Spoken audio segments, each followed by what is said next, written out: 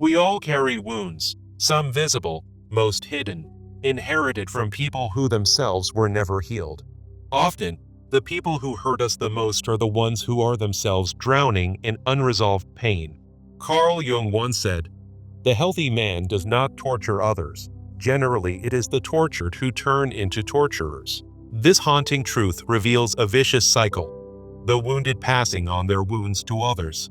Maybe your scars came from a parent who never knew how to love without control, or a friend who betrayed you because they couldn't handle their own insecurities, or a partner who punished you for the pain they couldn't name within themselves. These experiences leave behind confusion, anger, and a deep desire for understanding. But the first step to healing is recognizing that their cruelty was a reflection of their chaos, not your worth.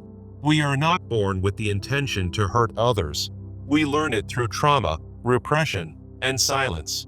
The tortured rarely know they are tortured until their damage becomes someone else's burden. In trying to escape pain, some people inflict it. The child who was criticized without mercy becomes the adult who tears down others to feel superior. The person who was emotionally neglected grows up believing love must be earned through suffering. But if we never stop to question these patterns, we unconsciously repeat them. That is the curse of unhealed trauma. It survives by transforming into behavior. And until we face our own pain, we risk becoming a mirror of the very people who hurt us. It is not your fault that you were hurt, but it is your responsibility to choose what you do with that hurt. When emotional pain is buried instead of processed, it becomes a silent poison that gradually destroys our sense of identity and self-worth. You may not lash out like those who hurt you, but your silence might cut deeper than any words they ever used. It's not always physical violence. Withholding love, approval, or presence can also become a powerful and damaging emotional weapon over time. Inner battles often go unseen by others, but they can be the loudest, most exhausting wars ever fought within the human heart. Many of us try to control others because we have never learned how to truly feel safe within ourselves. Control becomes a false comfort, a desperate attempt to manage what feels like uncontrollable pain residing deep inside our soul. The more you suppress your wounds, the more they twist your thoughts, actions, and the way you show up in relationships. You can't escape pain by pretending it's not there. It will only find another way to express itself through behavior. Success, addiction, or business might seem like solutions, but they're often clever disguises for unresolved wounds still crying for attention. The ego builds walls to shield us, but those same walls keep out healing, intimacy, and authentic human connection. Many start believing their pain defines them, whispering, "This is just who I am," while forgetting they're allowed to change. As Jung said, what you refuse to face internally will appear externally in patterns, cycles, or unexpected life disruptions. The shadow is not evil. It is the forgotten, disowned, and painful part of you that still seeks healing. It speaks not in words, but in sabotage, failed relationships, unexplained fear, or chronic dissatisfaction with everything you once wanted. Sometimes we reject love, not because it's wrong, but because we don't believe we deserve something safe and nourishing. Often, we judge harshly those who reflect parts of ourselves we are ashamed of, but haven't yet made peace with. You can't outrun the war within. Every attempt at distraction only delays the inevitable reckoning with your inner truth. Real strength is not dominating others, but having the courage to meet your own darkness with honesty, humility, and compassion. Our personalities are often built in response to what we had to survive, not what we consciously chose to become. But healing begins the moment you realize you are not your pain. You are the one who can transform it. Healing does not begin with blaming others. It begins when we take radical responsibility for how we carry our pain forward. You are not weak for being wounded. You are human. And every scar is a map leading back to yourself. Pain becomes sacred when it transforms into wisdom, when it teaches you what to release, what to forgive, and what to protect. Your shadow isn't trying to hurt you. It's trying to show you what's missing from your emotional and spiritual wholeness. To heal, we must move from judgment to curiosity, from reaction to reflection, and from shame to radical acceptance of self. Avoiding the shadow ensures it will rule your life from the dark. Facing it grants you the power to integrate it. Integration is not perfection. It is knowing your darkness and choosing to act with awareness, compassion, and mindful restraint. You cannot become whole by rejecting the parts of you that once screamed in pain, silence, or misunderstood anger. The pain you've buried for years still speaks through your fears, your relationships, and your self-worth until you truly listen. Forgiveness is not for the other. It is the key that unlocks the prison you unknowingly built around your own heart. The shadow only grows dangerous when it is ignored, denied, or projected onto others without conscious recognition of its roots. You may not be responsible for what broke you, but you are absolutely responsible for choosing how to rebuild from it. Awareness is the first form of liberation. You can't change what you don't acknowledge or have the courage to face. Many fear healing because they think it means forgetting, but healing is remembering with peace, not pain, in your body.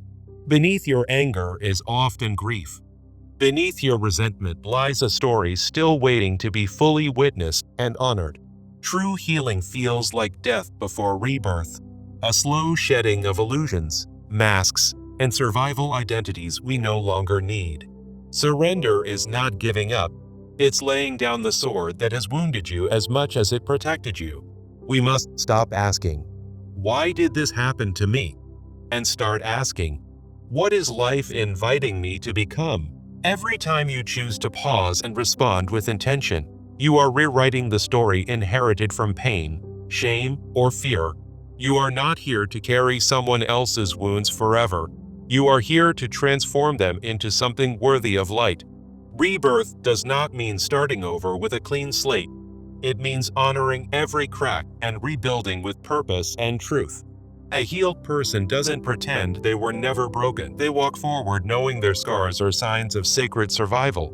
Your greatest power lies not in hiding your story, but in standing in it without shame, bitterness, or fear of judgment.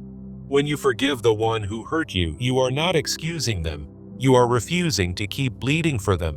When you love the part of you that once felt unlovable, you reclaim power from every voice that ever said otherwise. It takes immense courage to rewrite a legacy, to stop the generational echo of emotional exile, control, or unconscious pain.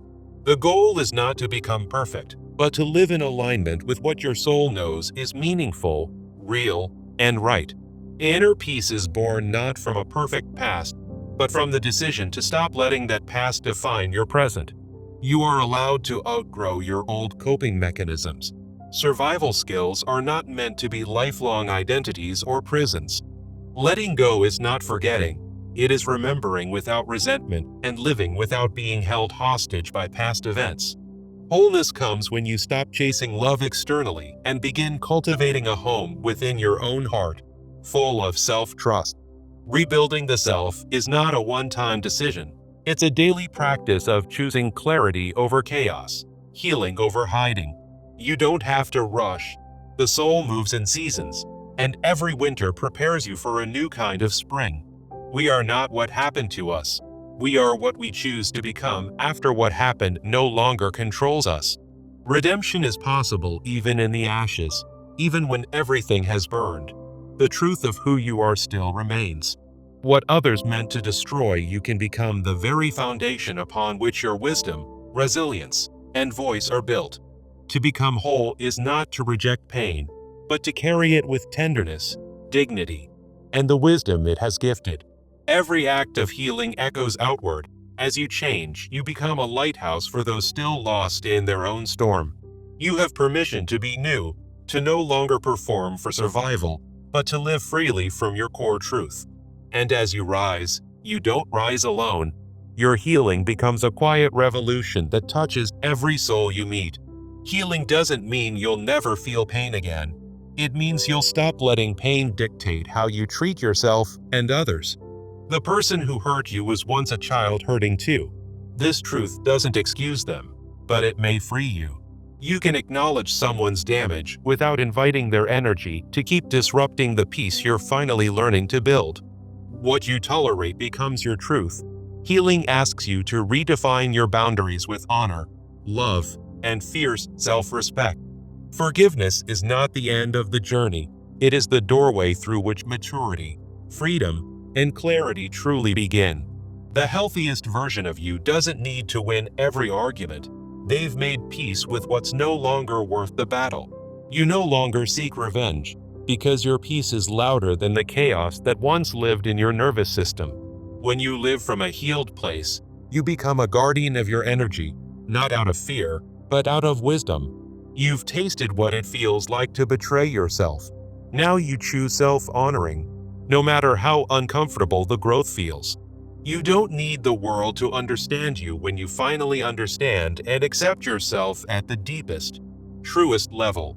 Healing requires unlearning, not just habits, but identities, personas, and roles that were never aligned with your soul's truth. The past may have shaped your wounds, but only the present moment holds the power to reshape your identity and direction. It's no longer about proving your worth. It's about knowing you are already worthy without external validation or endless striving. Your nervous system deserves safety, not just survival, but daily moments of calm, grounding, and emotional safety you create within. You no longer wait for others to change. You walk your path regardless, trusting that peace is a solo journey too. You stop needing apologies to heal. Your power is in reclaiming your response, not in controlling another person's realization. Forgiveness becomes a practice of release, not of forgetting, but of refusing to carry what was never yours to hold. Real transformation is quiet. It doesn't always show on the outside, but inside, a new self is quietly being born. The truest freedom is not escape. It's presence, it's grounding, it's being able to stand still without being consumed by fear. You become your own anchor, no longer drifting in storms of past pain, but rooted in the truth of your healing. Some wounds never fully disappear, but they no longer control your choices, identity, or capacity to love and be loved. Even in the deepest betrayals, there are seeds of wisdom that can grow when watered by courage, honesty, and self-reflection. The broken places are not your shame. They are the birthplace of your insight, empathy, and capacity to walk others home. You are no longer performing for survival. Now, every breath you take is a statement of conscious, embodied self-ownership. Pain once silenced you, but now your voice rises not in rage, but in truth, clarity, and grounded emotional power. Your story doesn't have to be loud to be powerful. It only needs to be honest to be life-changing. No one can define your worth anymore.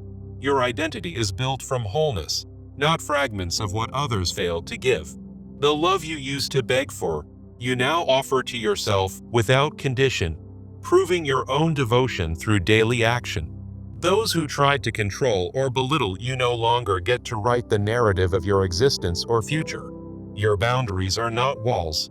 They are sacred doors that protect your energy and remind others how to honor your space.